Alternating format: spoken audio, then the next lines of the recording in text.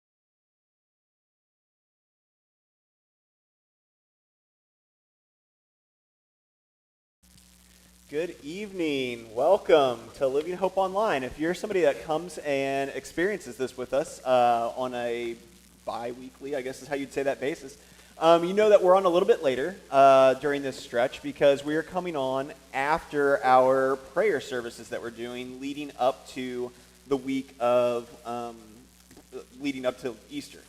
And so we're doing these every week, and if you're new to Living Hope Online, you haven't seen us do this before, really what we strive to do is just create an experience where you guys can actually share with us, we can share with you, and we can be in community together.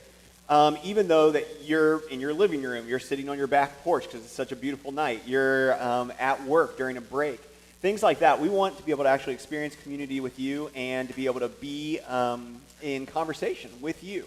And so several of us have devices up. You'll see us looking at them throughout the night, throughout our conversation. And that's because we're checking in on comments that you have made, and then we'll share them with people that maybe don't have devices out, and we'll be able to interact with those kind of comments. Now, this stretch is just slightly different in that regard because we are going to be discussing, and if you were with us last week, you know this, but we're going to actually be discussing what we just experienced. So all of us were here for a prayer service. That's partly why we're on a little bit later tonight than normal. And we are going to spend some time talking about what we all just experienced together as kind of communal prayer. And again, just sharing our experiences. So we'll have some questions maybe where you can jump in and share. We'd love to hear questions from you as well, or any comments you have about prayer. But we'll also be talking maybe a little bit more than what we even normally do. Yeah. And to get us started, one of the things that we're going to talk about, we walked through, John walked us through. Actually, who are we though first? Oh.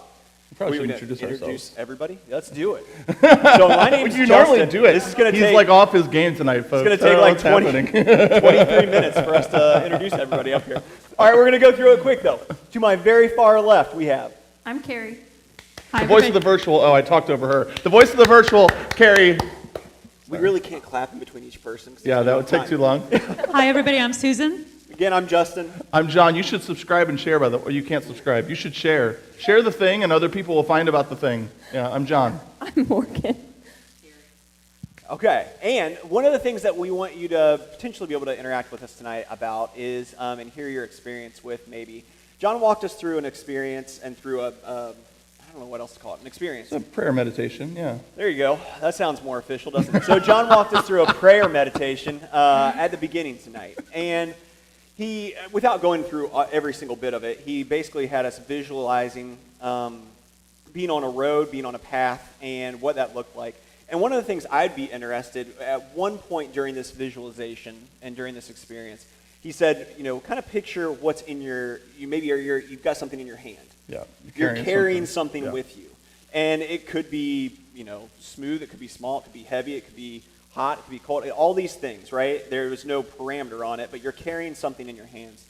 And then eventually you see a figure coming to you, it's Jesus, and Jesus ends up taking what's in your hands. Yeah. And so one of the things that I'd be interested to hear maybe from you out there in Facebook world is if you were to picture yourself walking down a road and carrying something with you, what is that? What is that thing? And we're going to kind of discuss that. We're going to discuss just in general what we experienced tonight. But maybe if we would be willing to share that as we kind of discuss, I think that would be interesting. So maybe if you're looking to interact, we always love to hear from you guys. We don't want to make it to where you can't. But we really want to hear maybe what were you picturing that you would be carrying? And think about that some maybe as we start to share. And so I'm going to kind of stop talking. I've already talked a lot. And kick it to whoever wants to jump in. Yeah. Talk a little bit about that experience at the beginning and what you kind of felt and maybe what you felt you were carrying. Mm-hmm. Sure. I thought it was a really neat experience. We all had our eyes closed and we were just picturing this thing. And as it went on, I'm thinking, I picked the wrong road because it needed to evolve into these other things. And I had picked this kind of short road that I'm familiar with. But then it becomes more of, we're thinking a little bit further down. And life, right? It's more life. It's not this right now in the present thing. But the thing that I was carrying wasn't really an object. It was the weight of insecurity. So this symbolic bag of, I just don't know, everything. And then Jesus comes towards you, and that was really a cool thing to picture him coming towards you and the look on his face and calling you by name, by your real name. And it's funny because I had just been thinking about that, and it went through my full name went through my head. And then he's like, what your mother would call you. I'm like, but he doesn't sound like she does when she calls me by my full name. You're in trouble. Right, this is a different one. But he comes and he takes that, and then I feel like, oh no, I didn't intend for you to take that from me, and I felt very guilty.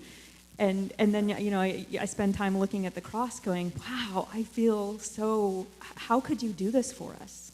Wow. That's really where I. Sat for a while. Yeah. That's interesting. Yeah, that's good. Yeah. Carrie. Online, there have been people who agree with you that it's probably what they had too, holding on to.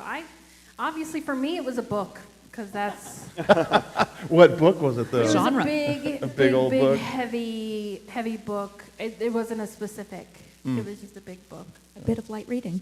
A bit of light reading, but it was heavy. So. Yeah. Did that symbolize something? I guess I'm like doing my pastor thing. What did that symbolize for you, Pastor Carrie? Oh my gosh. That's the therapy segment. Oh my gosh. Now look what he's doing to me on here. Psychoanalysis. It symbolized just how weighted down I feel in life, John. All these extra expectations. All these expectations. It was just a big, huge, thick book full of everybody else's expectations of my life. All right. Inside joke. So a really large, heavy book. Yeah. Morgan, Terry, what about you guys? Anything you want to share? I don't think so. Let Morgan give you her mic, and we'll There get you rid of go, that yeah. thing. Yeah. Let me see that thing. As I was starting, when he was saying, imagine yourself walking down the road, I go where I always go, to a song, and so I'm like, on a dark desert highway, right? So that's the road I picture. And then you throw a monkey wrench in it and say, no, where your life is. So now I'm in a jungle, overgrown Amazon jungle. And the canopy's thick, it's dark, I'm looking behind the trees and I'm afraid. And then you say, what are you holding? And I know what it is, it's worry, right? But then I realized it's slime, right? It doesn't come off. I'm shaking my hand. It doesn't come off, and I have to carry this forever because it's slime. It's stuck to my hands. It makes my hands dirty. It makes my hands feel weird. And then you say someone's walking towards you, which I knew you were going to do. And I'm You like, knew it was coming. And I'm like, in my mind, I almost did it sitting there, put my hand behind my back. Because I'm like, oh, I'm going to have to shake this guy's hand, and I don't want to touch him because my hands are dirty. Wow. Right? And then the closer he gets, he has this look on my face. I have this Happy Jesus picture. I don't know what the author is. I just call it Happy Jesus. And he has this look on his face like I look when I see my girls coming over on the weekend. And I haven't seen them all week. And they're running to my back door to come see Nana. And I realize that not only does he smile, but he has a look in his face like, oh, there's my kid, right? And so he asked to see my hand, of course, thanks to John. Thanks to me. Do not attach me to this whole thing. This is all John's fault. It is. It's a book. I read it out of a book, people. And so I have to stick my hand out. And I'm thinking, he's going to go, yuck. And do you know how if you're trying to get gum off something, you use another piece of gum and you roll it off, it comes right off? Yeah. He rolled his hand across, it was done. It was clean. And he took my hand and he's like, now let's go the rest of the way. Super cool. Thanks, Terry. Yeah, I love, Terry, just how you visualize what God's doing in you. It's just a beautiful thing. Cool stuff. Yeah. Online, we have some more answers. Yeah, let's hear you online, people. Tell us. Heather says, I also carry the grief of missing my mom. Brecklyn's Hey, online. Brecklyn, we miss you. Come see us, Brecklyn. Brecklyn says, I picture carrying my heart, but it's in many pieces from past hurts, and the Lord takes it and makes it a whole again. Oh, my gosh. So Jennifer says, I was carrying my feelings of unworthiness I feel sometimes. Yeah, definitely like a whole range of things that we were carrying, right? Maureen, was there something you wanted to share? I don't want to make you feel like, you don't feel like you have to, but... I think he pretty much told you had to share. I know, I have to now. Now if you don't, it's awkward, so you're right. Morgan. It's fine, it's fine. That is right. The teen representative here. You're still 18. Yeah, God, I'm still you're 18. technically a teenager. I had a hard time visualizing anything like an actual object, but I think what I would be carrying the most is grief from my grandma's passing still. And honestly, that's a hard thing to give up, and I don't even know if I'd want to, because I think grief is a mark of how much you love somebody. Yeah. What is grief if not love persevering? John, some people are asking what the name of the book was that you... It's called The Sacred Way, and I don't know the author's name off my top of my head, but the book title is called The Sacred Way. It's actually a book of different prayer activities. Just kind of this was from the chapter on meditation. There's a chapter on the Jesus prayer. There's a chapter on centering prayer. It's just lots of different activities of how to engage in prayer rhythms in your life. Yeah. So as we think about like a visualization kind of technique like that, right, and a way to interact with God in a different way that isn't just trying to close our eyes and stay focused. You know what I mean? That can be really hard. What do you find is useful about doing a technical? And I'd be interested, again, so many of you guys have made comments out with us online already. We'd love to hear from you. What do you find is helpful about going through something like this and trying to do a visualization? And maybe, and I almost fall a little bit like where Morgan was saying, like I sometimes have a hard time with it. I don't lean on the real creative side. That's not my cup of tea. And so I sometimes really have to focus and struggle. You could do it in stick figures too. Yeah, and that's kind of where my life was. It was like little stick figures, like a flip book. Mine wasn't. Yeah, there was nothing around the road. It was very straight. I'm like the line. Yeah, I don't know what's going on here. But what do you find is either tough for you about this, or what do you find is helpful, or maybe both? And I'd be interested to hear, again, comments from you guys. What do you find tough about visualizing stuff like this? What do you find helpful about it? And then from us as well. What do you find, tough? What do you find helpful? In either way. For me, a pursuit of these different just ways to pray, and there's all kinds. I think for me, number one, it helps me kind of break out of the routine of just praying about things I need, or kind of make God into my big concession stand or, vending machine kind of thing. And it connects, like a prayer like this in particular for me, it just connects me with experience. It's kind of been like my big kick in my own spiritual journey here as of late, is I know a lot of things about God, and I talk to him when I pray about the things I know about him and about the things that I know about him tell me that he'll do for me, kind of thing. Mm-hmm. But something like this really helps take what I know in my head and try to bring me to a place where I can actually experience something. And I think something we've lost touch with as a modern Western culture, the ability to connect our head and our hearts. Because I think many of us are either so afraid of our hearts and our experience because it can be manipulative, that we like the safety of the things that we know because it can be concrete and we can determine it and control it and manipulate it really ultimately. And then some of us are so turned off by the head because we've grown up in a church that just lives in that place, and we want all experience, But I really believe God created us for both, and to find a middle way somewhere. And so part of my journey, I just loved about this prayer in particular, and why I shared it tonight, was because for me it helped me just connect with, imagining Jesus looking at me. When I did this tonight, I was just kind of I was trying to lead the experience. But when I had my own time with the Lord this past week is when I read this chapter. And I was just stunned through the whole activity. I was in this moment where I get close enough to recognize that he's looking at me. And not just looking at me, but looking into me, with such knowledge, almost like a sculptor looks at a sculpture, some creation he just made. He knows every intricate detail.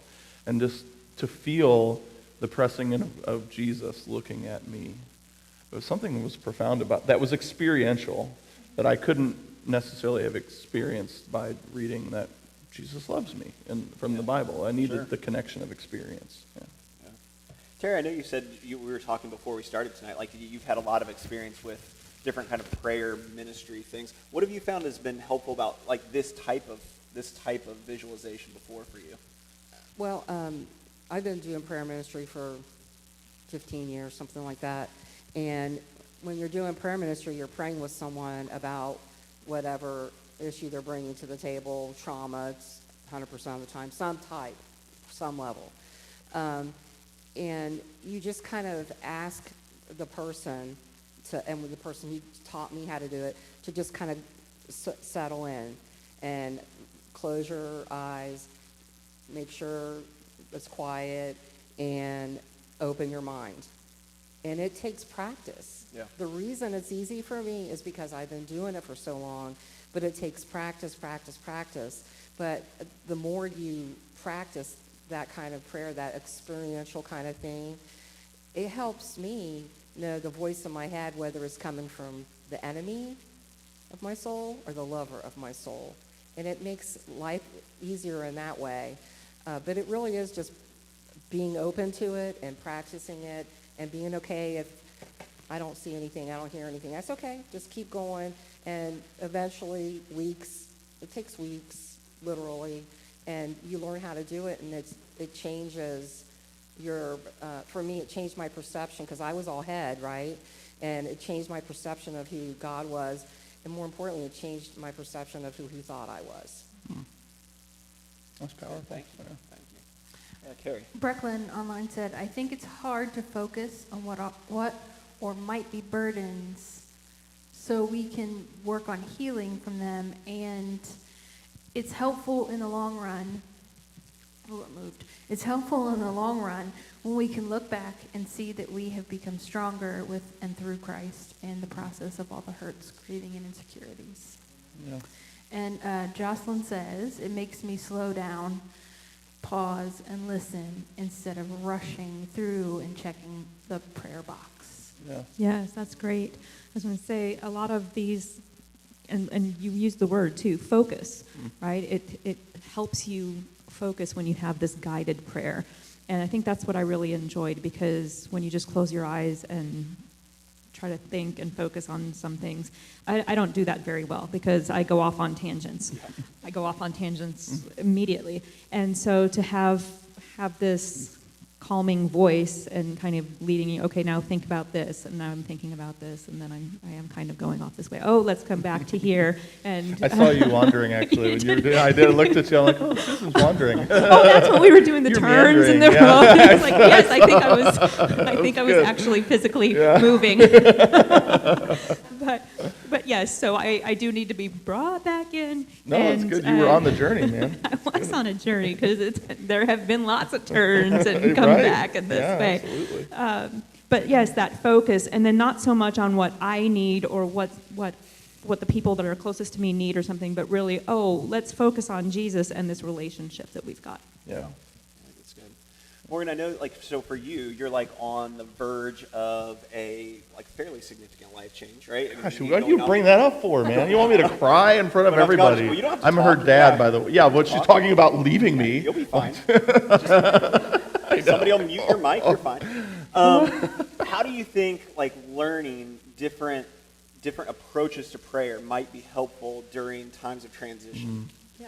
Well, obviously help you focus on things, because I feel like, especially when you're moving around and changing things in your life, it's hard to get swept up and just, I know when I get really busy, I just pretty much completely disregard any sort of spiritual rhythm. But when you have that intentional time where you slow down and actually focus on something for more than 4 seconds, it can really help to just, I guess, zone in, because God really is a great source of support when you're going through different changes. Yeah, no, that's great. I think that's such a good point too, Morgan, because when you start to build a toolbox, I guess for lack of a better term, of different ways to connect with God, I think that's one of the things that hopefully a night like tonight and even a conversation like this brings into focus a little bit for us. I'm saying focus a lot just because I've heard it a lot now. No, it's good. But brings the into word of the focus night. for us a little bit is the word of the night is focus. And when we hear that word, we're all going to scream. Yeah. Is that a Pee-wee's Playhouse thing? Yeah, Riz. It's going way back. Going back, that took man. a turn I didn't expect it to take. But as we build our toolbox, we actually have a lot more options when we do find ourselves in a rut, or when we find ourselves in a tough spot, going through a change in life, all of a sudden having something unexpectedly hard come up. When we get to one of those spots in our road, our life road, right, that does turn all of a sudden really abruptly and we didn't expect it. Instead of just falling back on, man, I'm just going to try to power through and really will myself to focus and read that Bible. I'm going to read the Bible even harder right now, or I'm going to try to be quiet even harder, right now. It actually gives us a toolbox, some more tools in our toolbox to be able to say, you know what, maybe I can't do those things right now, but maybe one thing I can do is find a little bit of quiet and picture myself in a spot where I'm actually just standing and looking, encountering Jesus in some way. Yeah. And what might Jesus do in that moment? And what might I learn about myself in that moment? Yeah. And I think that's why it's so important for us to not get too stuck on just thinking that there's one right way for us to approach God. Right. Or that there's just one way that God approaches us. Right? And we're all such different people. When we get stuck in that kind of mindset, or when we have that mindset even potentially taught to us, right, throughout life at different times, that this is the way God interacts with you. Yeah. And if God's not interacting with you in this way, then you're missing it or you're wrong. And that's just simply not the case. I mean, an infinitely powerful God is going to interact with us in ways that we never could imagine and that we never could expect, and in ways for Susan that he may never interact with in that way with me. And yet that doesn't mean that it's not happening, and it actually means that that's why I need Susan, right? We come back to this so often. It's why I need Morgan and Terry and Carrie and John and everybody else. Right? That's why we need each other. Because we may interact with God in one way, and God may interact with us in one way that we understand and that hits home for us. Yeah. But if we don't have community that we're a part of, and that we are sharing a part of ourselves with, then we actually miss out on parts of God. It's so important for us to be a part of community. And that's why we love you all, being able to participate with us in this type of community. It's why we love the people that are just in our everyday lives that we may not interact with at church, why it's important for us to share and be vulnerable with those people too in appropriate ways as we get to know them. is why it's so important inside a church context that we can share and be a part of community. Because it's not just about us, and it's not just about me and God. It's actually about God and all of us. Both and, in yeah. community, and how that works. And so as we kind of get ready to wrap up, and I'll leave it open for a couple more seconds if anybody wants to jump in, but as we get ready to wrap up, I want us to hopefully think about that. We don't want to stay too late. We know it's kind of a different night. Yeah. Any closing thoughts from anybody before? Yeah. Yeah. Go, both of you go. Good. I was just going to jump on what you said, that the beauty of this for me is seeing different perspectives and different styles, and knowing that you hear one way, you hear one way, you hear one way, you hear, you feel, you don't hear, you just know. It teaches me that there's more than one road, and if I feel stuck in one of my roads, I might try a different path, right? And reading books like that, that's how I learned how to do that, was having that example. Yeah. So that's the beauty of this. Yeah, thanks. This had nothing to do with what you just said at all. No, that's fine. That's okay. Yeah. But I do just want to point out, especially for people who are really, really busy, or people who just in general aren't in a good place of having a rhythm of doing things like being in the Bible and the Word and stuff like that, it is important, even if you don't have 30 minutes to devote to Bible time, praying, stuff like that, it's important to take just the 5 minutes and Rhythm just does matter. do what you can. Yeah, it's not like a measuring stick, right? That if we can't do it all that we think we should, that we shouldn't do any of it. Yeah, that's good. Yeah, I saw Susan. No, I was just going to say, that goes back to the prayer check boxes that Jocelyn was talking about. Yeah, right. It's not. I think the only thing I was thinking about too is remembering, and what I loved about the meditation thing, the prayer meditation we did tonight, and all of our time in prayer, is the reminder that we are not the only participants. And even on our visualization tonight wasn't just a visual. I kind of shared that in the prayer group, and you should come. If you haven't come in person next Wednesday, 7 p.m. But the reality is the Spirit of the living Christ is participating with us in prayer. We should never take for granted. And too often in our Western thinking, prayer becomes me. And not just what I'm asking for, but even the understanding that prayer is this one-way conversation. But God longs to speak into our lives and longs for the space to have an encounter with you that shows your spirit and your heart and your mind and your soul that he is real. And I also think, too, it's really valuable as a closing word, and then you can shut us up. Yep. That's why we're doing the prayer liturgies on Wednesday night from the daily office. So Morgan, and we've all kind of chatted about rhythms in life and how important it is, and how hard it is sometimes with the busyness of life. Rhythms are so important because they're intentional, created for us opportunities to just stop and pray. And that's what I love about the daily office and the prayer liturgy that if you have no idea what I'm talking about, check it out. It's a book called Benit that we use, a book of the Book of Common Prayer. And what it does, it just gives you morning, midday, and evening prayers. And it helps you focus on who God is before you start into what you need from him. I think that's what I find so valuable. And it gives me something intentional where I'm just not willy-nilly saying, stopping, what do I need from the Lord? I'm stopping and I'm recognizing who God is, how he has worked in my life, how he wants to pursue me, and then how I bring my life and my troubles and whatever I need from him to him. Yeah. So come experience it. We really would love for you to experience it on Wednesdays at 7. Yeah. Well, we thank you guys for joining with us. If you're with us live, that's awesome.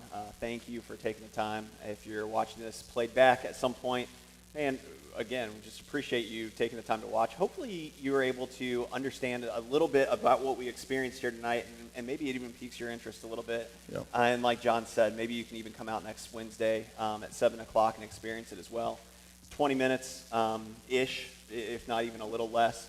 And you know, I think it's a great thing to be able to actually sit and experience with one another how God interacts with us. And so we would love to be able to see you. Thank you again. Share the video if you think there are people that you might benefit from this. Honestly, just have the conversation with people, too, that you're around every day, and talk to them a little bit about how maybe they experience God. We're going to pray for you, and then we'll get out of here. God, we just thank you for time. time to be able to spend with you and with each other.